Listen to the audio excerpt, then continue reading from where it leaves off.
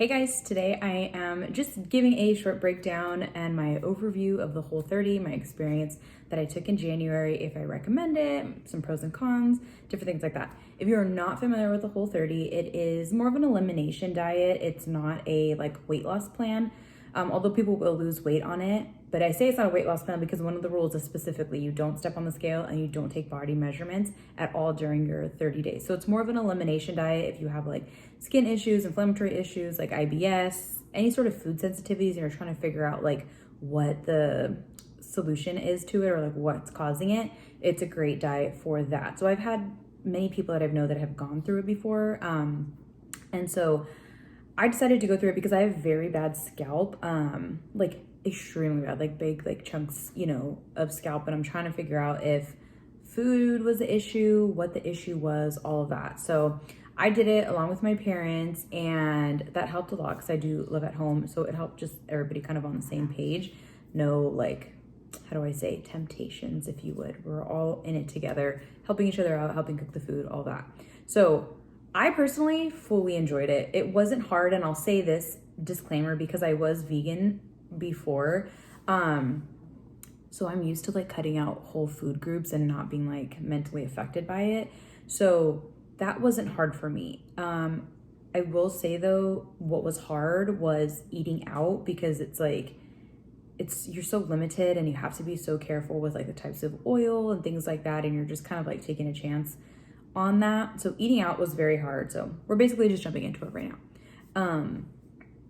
Eating out was super hard because let me tell you the no's that you can't do. So I wrote it all down so I don't forget. So you can't have any sort of added sugar, real or artificial. So no refined sugar, no maple syrup, coconut sugar, coconut nectar, anything like that. No added sugar in any way.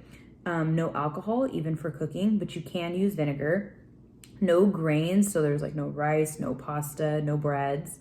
No legumes, soy, and beans and peanuts. So you could have almonds, walnuts, hazelnuts, macadamia nuts, but no peanuts because those do cause some inflammation as well. No dairy in any way, and no carrageenan or sulfites. And also too, I know that there are brands out there, I really love the Siete brand. They have the tortillas and the chips and all that. But you can't have any baked goods or junk food stuff that, even though they are Whole30 approved. So that's kind of the things you have to stay away from. So for the cons, it was hard to eat out because you couldn't have bread. I get a burger, but no bun, So In-N-Out was good for that. But then again, you got no spread and no ketchup because ketchup has sugar in it, the one that they use. It was difficult if I didn't prepare, if I went to go work out and I didn't have food when I got home and I'm just oh, I need something in my system. That was hard. And during my first few days, I didn't realize this, but I just come off of the holidays. Obviously it was January 2nd when I started.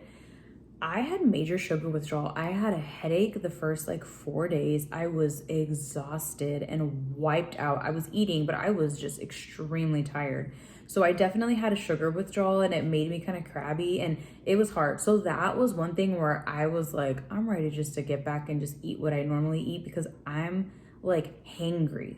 So that was really hard, was going through the withdrawal. And then again, kind of falling into that of not preparing. If I didn't eat enough, or maybe I didn't have enough potatoes or didn't have enough protein, I would be super hungry within an hour. So it was just a lot of figuring it out and just okay, adding more fruit in, adding more protein in, making sure I had enough potatoes. This much isn't gonna be enough for me. I need a little bit more because I work out, And then Primal Kitchen is an amazing brand for sauces. All sauces that are majority of what they sell is Whole30 approved, but it can get expensive. So that is a downfall if you need sauces and things like that to kind of keep yourself going in this.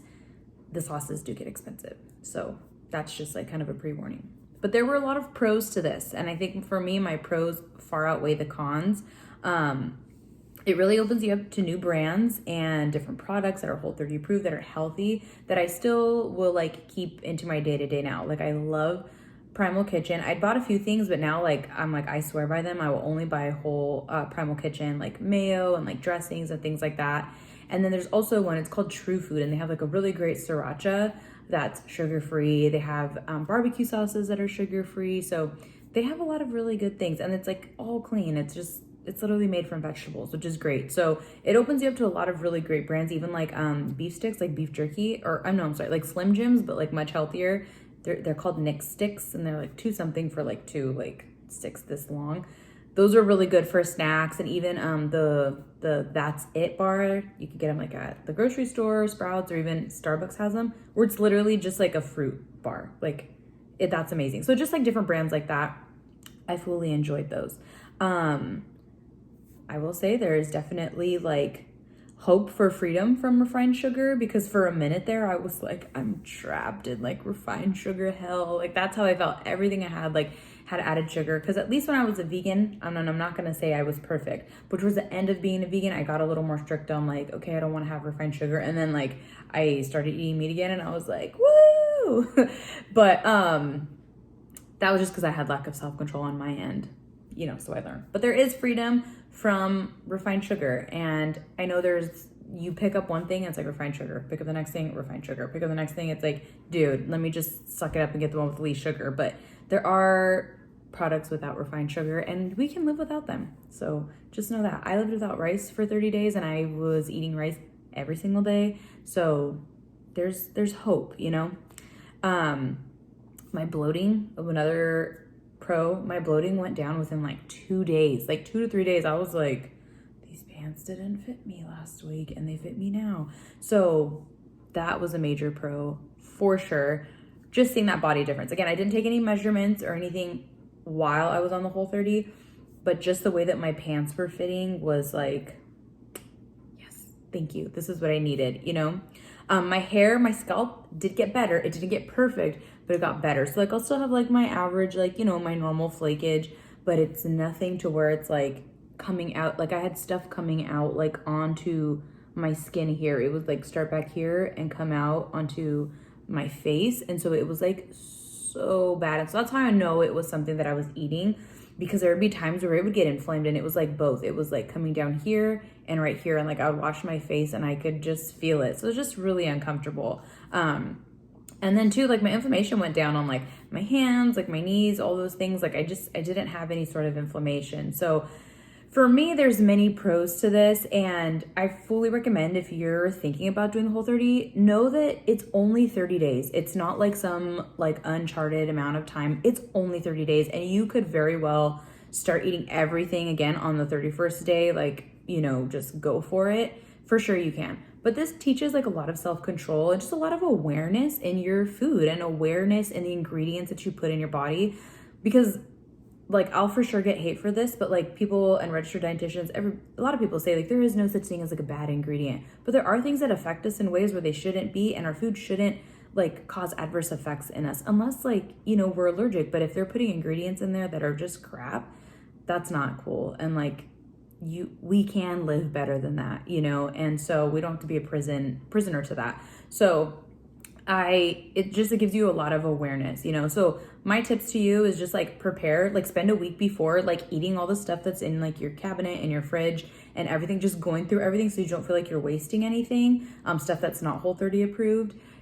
Spend like a day or two looking, not even a day or two, I shouldn't even say that. Spend like a couple hours just looking at the Whole30 website. You can get a starter kit. They have tons of recipes. You can follow them on Instagram. You can go on Pinterest and get like Whole30 recipes, but just spend like a good few hours, like the week before, planning out meals that you want to eat, and they don't have to be fancy. Like I ate a lot of the same breakfasts every day. So just plan. Don't just be like, tomorrow we're starting Whole30. Like, hey, next week we're going to start Whole30, da da da da da. And then too, you can kind of know when you're starting your end day is going to be, so that if you have like, like events or commitments or things like that, you can kind of know how to like work around those things. So I fully encourage everybody to try it.